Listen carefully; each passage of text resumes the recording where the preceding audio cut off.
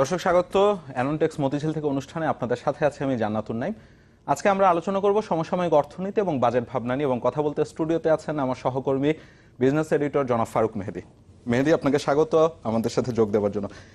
মেহেদি, গত সপ্তাহের যদি দুটো ঘটনা দেখি তাহলে দেখব যে পরিকল্পনা মন্ত্রী ব্রিফ করে জানালেন যে এবারের প্রজেক্টেড গ্রোথ হচ্ছে 7.24, এবং সেই দিনই এডিপির যেই টোটাল অঙ্কটা আমরা জানতে পারলাম যে 1,64,000 কোটি টাকার মতন স্বায়ত্তশাসিত মিলিয়ে হবে।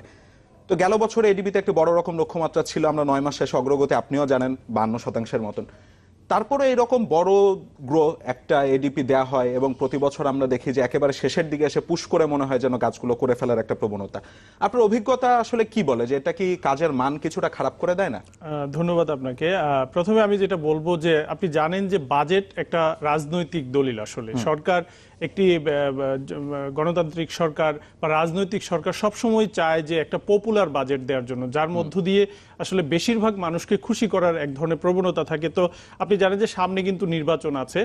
এই নির্বাচন এখন যত বাজেট এবং সরকারের ব্যয় পরিকল্পনা সবকিছুই অনেকটা প্রভাব বিস্তার, নির্বাচনে যেন এটার একটা ইতিবাচক প্রভাব থাকে সেই রকম দৃষ্টিভঙ্গি থেকে কিন্তু সরকারের পরিকল্পনা। তারই ধারাবাহিকতা এই যে বাজেটটা আসছে, আমরা দেখছি যে প্রায় 4 লাখ কোটি টাকার উপরে যে একটা বড় বাজেট, সেই বাজেটে একটা ব্যয় করার এক ধরনের প্রবণতা আছে। তো ব্যয়ের মাধ্যম তো হচ্ছে যে বার্ষিক উন্নয়ন কর্মসূচি বা এডিপি, যে এডিপির মধ্য দিয়ে সরকার চাইবে যে এমপিরা যাতে একটু কাজ টাজ পায় বেশি, তাদের বরাদ্দ যেন বেশি পায়। তার ফলে কিন্তু একটা দৃশ্যমান হবে যে সরকার কর্মকাণ্ড করছে, এর ফলে নির্বাচনে হয়তো বা এর একটা ইতিবাচক প্রভাব পড়তে পারে। এই ধরনের একটা দৃষ্টিভঙ্গি থেকে এবারের বাজেটটা আমরা দেখলাম অনেক বড়, মানে উন্নয়ন বাজেট। আপনি জানেন যে গত চলতি বাজেটটা কিন্তু উন্নয়ন বাজেট 1,10,000 কোটি টাকা কিন্তু কাটছাট করা হয়েছে বাস্তবায়ন অদক্ষতায়। আমরা বলি যে আসলে বিনিয়োগের জন্য অর্থ সংকট, কিন্তু বাস্তবে আপনি কি দেখছেন? উন্নয়নে কিন্তু আমরা অর্থ যে সংকট এটা দেখছি না, বরং আমরা অর্থ ব্যয় করতে পারছি না। এটাই হচ্ছে আমাদের অদক্ষতা। তার মানে আমরা একটা বড় বাজেট দেওয়ার মানসিকতা হলো যে মানুষকে বোঝানো, দেখানো এবং খুশি করার একটা প্রবণতা, যার ফলে বড় কিছু হচ্ছে। এই বাজেটটাও দেখবেন যে কতটুকু বাস্তবায়ন হয় আমি খুবই আশঙ্কা প্রকাশ করছি, কারণ ছোট বাজেটটাই বাস্তবায়ন হয়নি। তো আগামী বাজেটে 1,64,000 কোটি টাকা আপনার সিটি কর্পোরেশন এবং স্বায়ত্তশাসিত সংস্থাগুলো মিলিয়ে মূল বাজেটটা 1,53,000 কোটি টাকা, সেটা কতটুকু বাস্তবায়ন হবে আমি সন্দিহান। দুই হলো, সেখানে আপনি লক্ষ্য করবেন যে পরিবহন খাতে কিন্তু একটা বড় বরাদ্দ রাখা হয়েছে, প্রায় 41,000 কোটি টাকা টোটাল বাজেটে। আপনি যদি আমাদের চলতি এডিপি যদি 1 লক্ষ কোটি টাকার মতো কাছাকাছি ধরেন, তাহলে সেইটার অর্ধেকের মতো, প্রায় 40%-এর মতো। একটা বড় বাজেট, এটার মধ্যে এক ধরনের রাজনৈতিক ইচ্ছে আছে, কিন্তু বাস্তবায়ন নিয়ে গতানুগতিক। আমরা কত বছরেই আমরা দেখেছি যে নজরদারি বাড়ানো হচ্ছে, দক্ষতা বাড়ানোর কথা বলা হচ্ছে, প্রকল্প পরিচালকদের নিয়োগের ক্ষেত্রেও কিছু মুখে বলা হচ্ছে, বাস্তবে আমরা এর প্রতিফলন কিন্তু দেখিনি। ওই দিনে একটা ঘটনা দেখা গেল, যেদিন পরিকল্পনা মন্ত্রী বলেন যে 7.24 হয়তো হতে পারে এবারের গ্রোথ, সেদিনে ওয়ার্ল্ড ব্যাংক তাদের যে ডেভেলপমেন্ট আউটলুক সেখানে বললেন যে 6.8% মতন হতে পারে, এবং তাদের কিছু স্পেসিফিক জায়গা ছিল যে এবার রেমিটেন্স কমছে, এবার এক্সপোর্ট কমে যাচ্ছে এবং এলসি সেটেলমেন্ট কমে যাচ্ছে। তো যেই কারণে তারা বলছে যে 6.8 বেশি হওয়ার কথা না। প্রতি বছরে তো আপনিও নিশ্চয়ই খেয়াল করেন যে ওয়ার্ল্ড ব্যাংক বা এডিপি যা বলে সেই তুলনায় কিন্তু সরকারের গ্রোথ প্রজেকশনটা সবসময় বেশি থাকে। এই ক্যালকুলেশন গ্যাপটা আসলে কেন তৈরি হয়? দেখেন, ওয়ার্ল্ড ব্যাংক, IMF, এডিবি, দাতা সংস্থাগুলো যেটা বলে আমি পুরোপুরি তাদের সাথে একমত না, আবার সরকারের সাথেও একমত না। সরকার যে বলে যে আমি 7.5 অর্জন করতে পারবো, এটাও যেমন এক ধরনের একটা সন্দেহজনক একটা ব্যাপার আছে যে কতটুকু দক্ষতার সঙ্গে আসলে এটা করা হচ্ছে, আসলে কতটুকু আমরা যে বলছি এবার যে সরকার প্রজেকশন দিয়েছে যে 7.24% অর্জন হবে, সেটাও বা কতটুকু সত্য হবে, বা সত্য হলে কি প্রক্রিয়ায় সরকার এটা করলো সেটাও যেমন জনগণকে জানানো উচিত, সেটা জানানো হচ্ছে না। গত কয়েক বছর এটা এক ধরনের বিভ্রান্তি আছে। দুই হলো, বিশ্বব্যাংক, এডিবি এবং আপনার জাইকা সহ আরো যে দাতা সংস্থাগুলো আছে, তারা প্রায় একটু কনজারভেটিভ থাকে বাংলাদেশ সম্পর্কে। তাদের আপনি দেখবেন যে বিগত কয়েক বছর যাবতীয় আমরা এই দশকে তো এক দশকে প্রায় বেশি হারে আমরা জিডিপি প্রবৃদ্ধি অর্জন করছি। তো সেটা কিন্তু আমরা অ্যাচিভ করছি, কাছাকাছি যাচ্ছি। তো আমি বলবো না যে বিশ্বব্যাংক যেটা বলছে সেটাই অ্যাচিভ হবে, আবার সরকার যেটা বলছে সেটাও সত্য। আমার মনে হয় যে এর একটা তৈরি হবে, হয়তো ওয়ার্ল্ড ব্যাংক যেটা বলছে তার চেয়ে বেশি হতে পারে, আবার সরকার যে পুরোটা অপটিমিস্টিক বলছে আমার সেটা মনে হচ্ছে না, তার চেয়ে বরং এখানে একটা বিভ্রান্তি আছে। তবে ইকোনমিতে এক ধরনের ভাইব্রেশন কিন্তু আছে। আপনি দেখবেন যে আমাদের অর্থনীতির যে সূচকগুলো আছে, সব বেসরকারি খাত যেভাবে কাজ করছে সেখানে কিন্তু প্রবৃদ্ধি আছে। বড় ধরনের আমরা কিন্তু ডিজাস্টার গত মানে চলতি অর্থ বছরে কিন্তু দেখিনি। আপনি বলতে পারেন যে হাওর অঞ্চলে যে ধানের একটা প্রভাব পড়েছে, হাওরে বন্যার ফলে প্রায় 7-8 লাখ টন মেট্রিক টন কম উৎপাদন হবে। সেই জন্য সরকার কিন্তু একটা প্রস্তুতি নিয়েছে। ইতিমধ্যে খাদ্য আমদানির জন্য টেন্ডারও দেওয়া হয়েছে, প্রায় 50,000 মেট্রিক টনের জন্য অলরেডি কার্যাদেশ দেওয়া হয়েছে এবং বেশ 7-8 লাখ টন হয়তো বা ইম্পোর্ট করবে। তো আমি যেটা বলবো, বড় কোনো দুর্যোগ কিন্তু অর্থনীতিতে নেই। তো একটা আমাদের প্রজেকশন যেটা যে প্রবৃদ্ধি বাড়বে, তবে সরকারের কথা অনুযায়ী যে বাড়বে সেটা নিয়ে সন্দেহ আছে। বিশ্বব্যাংক ওই দিনই যেটা বলছিল যে আমাদের গেল এক বছরে দেখা গিয়েছে যে বিনিয়োগ প্রায় 1 পার্সেন্টেজ পয়েন্ট বৃদ্ধি পেয়েছে। তো তাদের যে জায়গাটায় শঙ্কা, তারা বলছে যে আমরা এলসি সেটেলমেন্টে যে ডেটা দেখছি সেখান থেকে একটা আশঙ্কার জায়গা তৈরি হচ্ছে যে এর মাধ্যমে অর্থ পাচার হচ্ছে কিনা। আমরা কয়েকদিন আগে দেখলাম যে ইলিসিট ফাইন্যান্সিয়াল ফ্লো, তারা বলছে যে 2014 সালে বাংলাদেশ থেকে প্রায় 73,000 কোটি টাকার মতন পাচার হয়েছে। আপনি তো দীর্ঘদিন ধরে এনবিআর কভার করেছেন, তো এরকম কি আসলে এই ওভার ইনভয়েসিং, আন্ডার ইনভয়েসিং এর মাধ্যমে অর্থ পাচার হয়ে থাকে? সেটার পরিমাণটা কিরকম এবং সেটা নজরদারিতে কি আদৌ আনা সম্ভব হয় না কিনা? আপনি একটা যৌক্তিক প্রশ্ন করেছেন এবং আমি গত কয়েক বছরে মানে এক যুগেরও বেশি সময় ধরে এনবিআর কভার করছি এবং আমি দেখেছি যে বাংলাদেশে যে পরিমাণ পণ্য আমদানি রপ্তানি হচ্ছে তার ফাঁক দিয়ে কিন্তু শুল্ক ফাঁকি হচ্ছে, প্লাস মুদ্রা পাচারও হচ্ছে। কিন্তু এই ঘটনা আপনি নিয়মিত ঘটছে। তো আমি এই জন্য বলবো যে যে সংস্থাটি যে বলেছে যে মুদ্রা পাচার হচ্ছে, এই কথার সাথে আমি একমত। তবে ওরা যেভাবে বলেছে যে 73,000 কোটি টাকা 2014 সালে পাচার হয়েছে, এই অঙ্কটা আসলে কতটুকু জাস্টিফাইড এবং ওরা কোন প্রক্রিয়ায় সেই ডেটাটা কালেকশন করলেন, আমার কাছে ওইটা নিয়ে সন্দেহ আছে। কিন্তু আমি আমার পর্যবেক্ষণ থেকে দেখেছি যে একটা বড় অঙ্কের মুদ্রা পাচার কিন্তু বাংলাদেশ থেকে হয় এবং আপনি নিজেও খেয়াল করবেন যে মাত্র কিছু কিন্তু ধরা পড়ছে।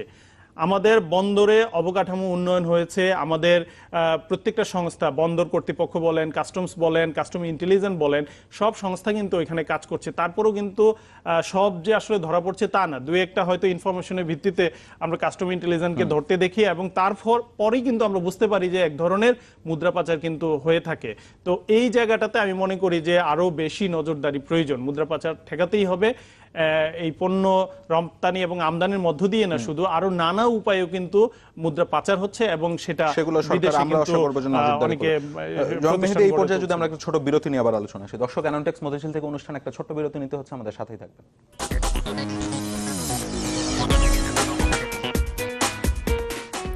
দর্শক, বিরতির পর আবারও স্বাগত অ্যানোনটেক্স মতিঝিল থেকে অনুষ্ঠানে। আমার সাথে স্টুডিওতে আছে আমার সহকর্মী বিজনেস এডিটর ফারুক মেহেদী।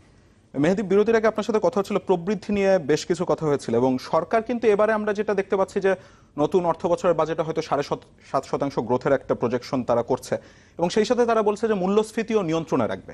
আবার হাওর পরিস্থিতি যদি আমরা দেখি তাহলে দেখবো যে চালের দাম অলরেডি বৃদ্ধি পাচ্ছে।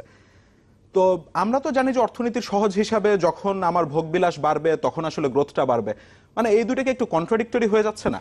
আসলে আপনি দেখবেন সরকারের এই যে, আপনি যেটা ঠিকই বলেছেন যে সরকারের প্রায় 7.5% মতো জিডিপি প্রবৃদ্ধি করে প্রজেকশন করেছে, আবার মূল্যস্ফীতি নিয়ন্ত্রণে রাখার একটা চ্যালেঞ্জ। 5-এর থেকে কিছু বেশি হয়তো মানে কমিয়ে রাখা, 5-এর মধ্যে রাখা মূল্যস্ফীতি। তো এটা এক ধরনের আসলে কৌশলগত মানে কন্ট্রাডিকশন অবশ্যই আছে। কারণ আপনি জানেন যে বড় বাজেট 1,64,000 কোটি টাকা তো সরকার বিনিয়োগ করতে চায়। এই টাকা যদি বাজারে আসে তাহলে মানুষের পারচেসিং পাওয়ার বাড়বে এবং একটা অর্থনীতিতে একটা প্রবাহ বাড়বে, অর্থের প্রবাহ বাড়বে। তো এই টাকাটা তো আসলে কনজাম্পশনেই যাবে।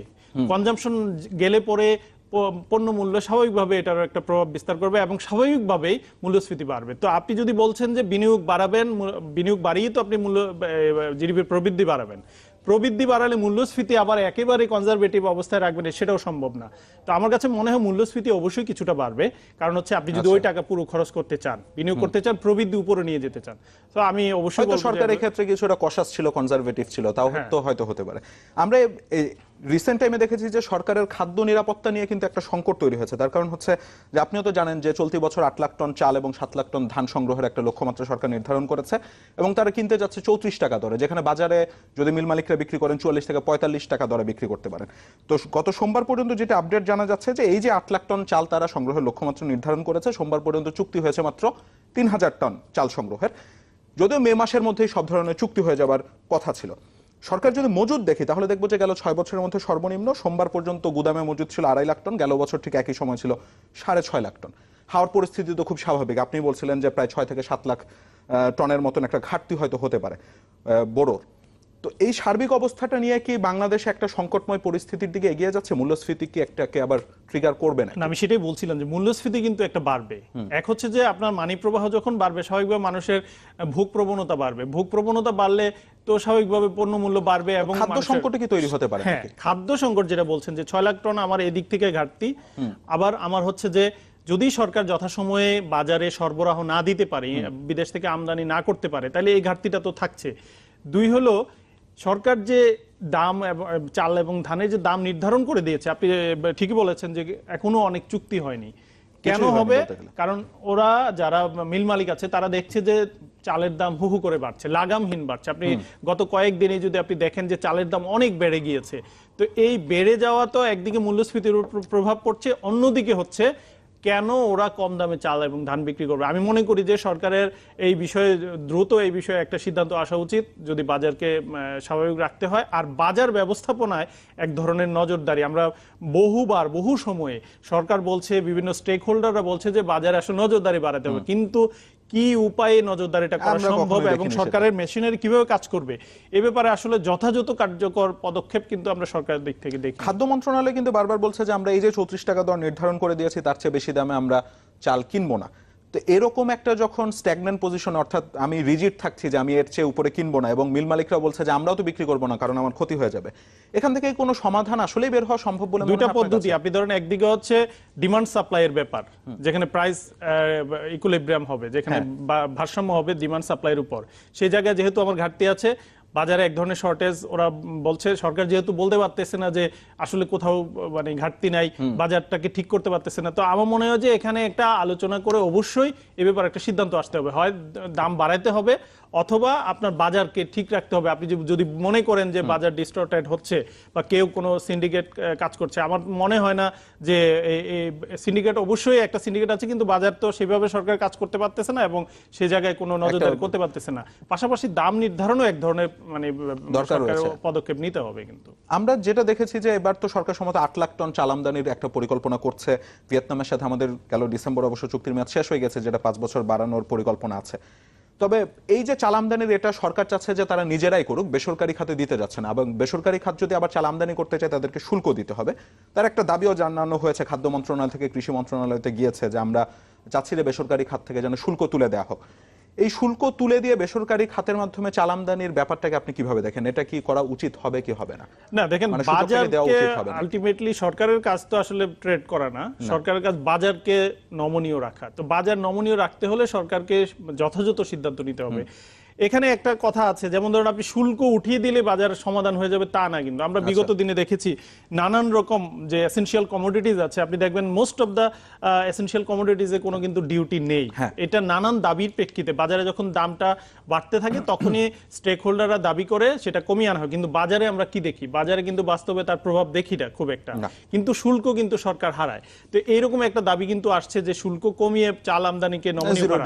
তবে সরকার এটা একটা ট্রেড অফ করতে পারে যে আসলে কতটুকু শুল্ক কমাবে আর বাজারে দামটা প্রভাব পড়বে কিনা সেই ব্যাপারে একটা পদক্ষেপ নেয়। আর আপনি ধরেন একবারেই বেসরকারি খাতকে আমদানি সুযোগ দেওয়া হবে না তাও না, সরকার যদি আমদানি করে আমরা দেখি যে এখানে কিন্তু অনেক অনিয়ম হয়। আপনি দেখবেন বিগত দিনে আমরা দেখেছি বিদেশ থেকে গম এবং অন্যান্য আমদানির ক্ষেত্রে কিন্তু খুব নিম্নমানের জিনিস কিন্তু আসে।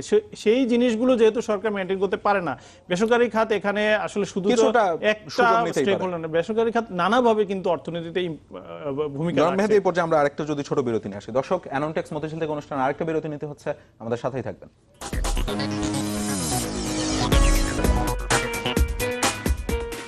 দর্শক, বিরতির পর আবারও স্বাগত অ্যানোনটেক্স মতিঝিল থেকে অনুষ্ঠানে। আজকের অনুষ্ঠানে অতিথি হিসেবে আছেন আমার সহকর্মী বিজনেস এডিটর ফারুক মেহেদী। মেহেদী, বিরতির আগে আসলে ধান চাল সংগ্রহ নিয়ে কথা হচ্ছিল এবং আজকের বিষয় আমরা ঠিক করেছিলাম যে বাজেট ভাবনা। তো এবারের বাজেটে তো একটু বড় অংশের প্রভাবক হতে যাচ্ছে সম্ভবত নতুন ভ্যাট আইন, কারণ প্রায় 2.5 লাখ কোটি টাকা যতদূর আমরা জেনেছি রাজস্বের একটা লক্ষ্যমাত্রা, যেখানে সরকারের বড় নির্ভরতা ভ্যাট। ব্যবসায়ীদের সাথে এটা নিয়ে অনেক তর্ক বিতর্ক হয়েছে, আপনিও দেখেছেন, অর্থমন্ত্রীর সাথে একরকম বাকবিতণ্ডাও হয়েছিল। এখানে যে ব্যাপারটা জানতে চাচ্ছিলাম যে আপনি যেহেতু দীর্ঘদিন এনবিআর কাজ করছেন, এই নতুন ভ্যাট আইন যদিও অর্থমন্ত্রী তো কিছুটা নমনীয় হবার আভাস দিয়েছেন, তারপরে নতুন ভ্যাট আইন ইমপ্লিমেন্ট করাটা ঠিক কতটুকু কঠিন হবে? ব্যবসায়ীদের কি ওই যে কর রেয়াত নিতে হবে কিংবা ইসিআর চালু করা, ওই ধরনের তাদের কি শিক্ষা কিংবা দক্ষতা কি তৈরি হয়েছে?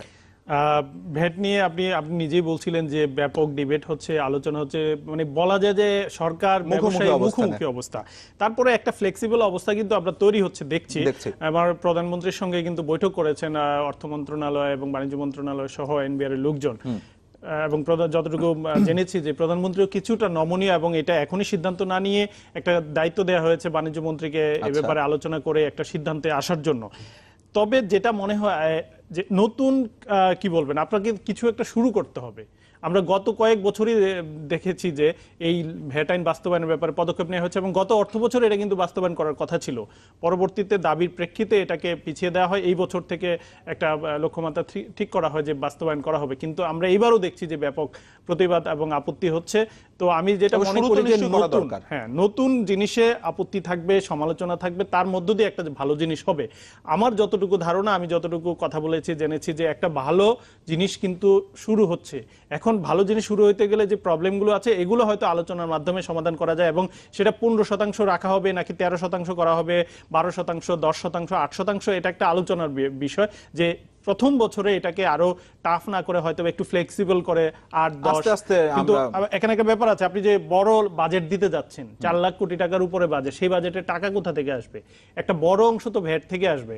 তো ভ্যাট যদি আপনি 1%ও কমান, যেটা এনবিআর এর হিসাব, যে সেখানে 4000 কোটি টাকা কমাতে হবে, তার মানে যদি 4% আপনি কমিয়ে আনেন, 12,000 কোটি টাকা কিন্তু আপনাকে কমিয়ে আনতে হচ্ছে। তো এই 12,000 কোটি টাকা আপনি 16,000 কোটি টাকা কিভাবে আপনি ম্যানেজ করবেন? তাহলে বাজেট কাটছাট করতে হবে। এটা একটা জটিল বিষয়। আমার মনে হয় না যে এটা সরকার হয়তো আরো চিন্তা ভাবনা করছে, কিন্তু বাস্তবায়ন সরকার করবে, এটা আমি জানি। আমিও আপনার মতন আশা করব যে শেষ পর্যন্ত হয়তো একটা ভালো রকম সলিউশনের দিকে যাবে এবং সরকারের রাজস্ব আদায়ের ক্ষেত্রে একটা গতি পাবে। দর্শক, অ্যানোনটেক্স মতিঝিল থেকে অনুষ্ঠান আজকে এখানেই শেষ করতে হচ্ছে। আগামী দিন দেখা হবে নতুন কোনো অতিথির সাথে, নতুন কোনো বিষয় নিয়ে। ততক্ষণ ভালো থাকবেন, সুস্থ থাকবেন।